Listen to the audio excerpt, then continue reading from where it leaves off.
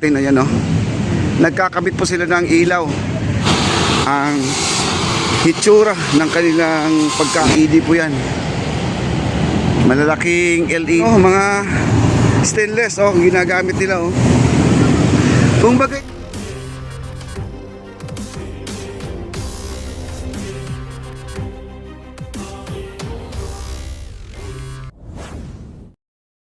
ayan po yung wire guys, napakalaki.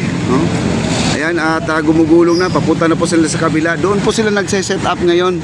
Doon sila nagkakabit. Kaya puntahan po natin ngayon para makita natin kung paano ginawa nila yung mga ilaw dito sa gilid guys. Ayan napakaganda ng ilaw na ginamit ito. Mga LED po ito guys. Ayan Ayan makikita nyo ang gilid. Ayan, LED po yan. Malalaking LED. Ayan kita nyo yung mga dot LED po yan. At doon sa baba, ayan po, yan. Meron din yan, may ilaw na rin, napakanipis na ilaw. Siguro magandang ilaw yan, na parang roof light, napakaganda.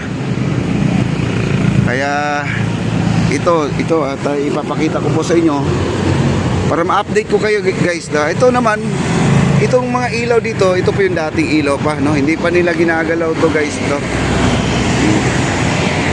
Ayan, hindi pa nila ginagalaw to.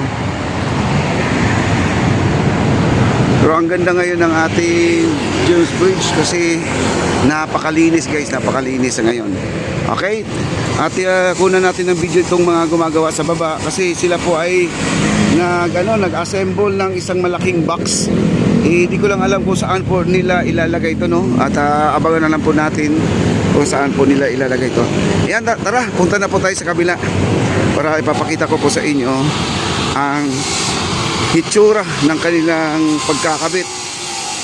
Baka mala Spider-Man po talaga sila doon para naman ay makita po natin kung anong klaseng mga ilaw pong ginamit dito. Okay, dito na po tayo. Yan ang mga wire, ang daming wire dito. Daming wire. Ayan sila.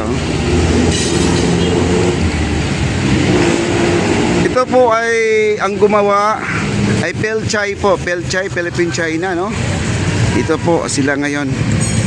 Basta pinaalala ko lang, ito po ay gawa po ng Pelchay. Inaprubahan po ng ating former mayor, Hani Lacuna.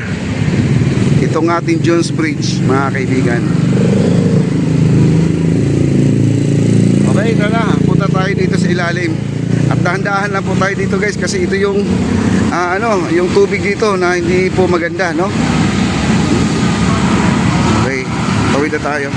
At dito guys may ginagawa na rin na malaking itong lagayan ng generator po nila, talagang naka-fix na guys. Dati na to, parang rehas lang. Pero ngayon talagang bahay na po ang kinabit nila, Maganda na po para safety po tayo.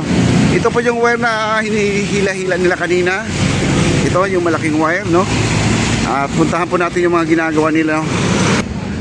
Ayan na po guys. Ang ganda po ng kanilang to sila, dito ito yung makina nagsisip-sip ng tubig doon sa ilalim ng tulay. Kapag umuulan ng malakas dito, para yung tubig dito doon sa dinadaan natin sa ilalim ng tulay hindi po maiipon. Ito po yung makina dito kasi nakita nyo may styrofoam dyan na kulay puti. Yun po ang kanilang imbakan ng tubig tapos ibabato po dito. Ayan po, yun makikita po natin. Ayan, ito na po yung update natin. Ayan nagkakabit po sila ng ilaw. Ayan, ang ganda po. Alam niyo guys, ang ganda pala ng ilaw nito guys kasi meron parang parang spotlight na gumagalaw guys. Ayan malaki yan umiikot-ikot siguro to. Yan may balot na cellophane Yung may balot na cellophane. Yan, ang lalaki Ayan. At saka ang mga ginagamit nila dito ay hindi bakal kundi mga aluminum, stainless. Kaya syempre naman ingatan po natin yung mga gamit na yan kasi yan po ay gamit dito sa ating Jones Bridge, Sana po wala pong gumalaw at pag-aalagaan po natin yung mga binigay po sa ating kagandahan para naman po ay magiging sikat po ang ating bansang Pilipinas, lalo na po ang Metro Manila, kasi ito po ay number 1 talaga na dinadayo po ng ating mga turista. Ayan o. Ayan, napuntahan na po natin. Ayun o, nagkakabit sila sa ilalim. Gumagapang po sila sa ilalim guys. Ayun o. Yung isa dyan, yung naka-blue, yung nauna, parang Chinese yata yan. Engineer, no? Ayan, nakikita naman po natin. Napakahirap po ang kanilang pagkakabit. Yun po ang gusto kong makita sa inyo. Ipapakita sa inyo na ganyan po kaselan itong ating tulay. Talagang pulido ang kanilang ginagawa. Ito po ay part ng harap po ng ating Phase 1C. Itong ating tulay na to. Ayan po, nakikita nyo naman yung nakabalot na yan, oh. Ayan, oh. Ayan, napakaganda po talaga itong Jones Bridge ito. Ito ay Pelchay po mga kaibigan ang gumagawa. At kaya ko inuulit-ulit yan para naman ay malaman nyo kung sino po talaga ang gumawa nitong ating nagpapaganda dito sa tulay na to. Pelchay po, Pelchay, Philippine China. Ayan po, Philippine China. Ayan ang gumagawa dito. Ayan, lapitan pa natin yung ilaw na yan guys. Ayan o, marami na rin mga namamasyal dito. Ayan o, doon.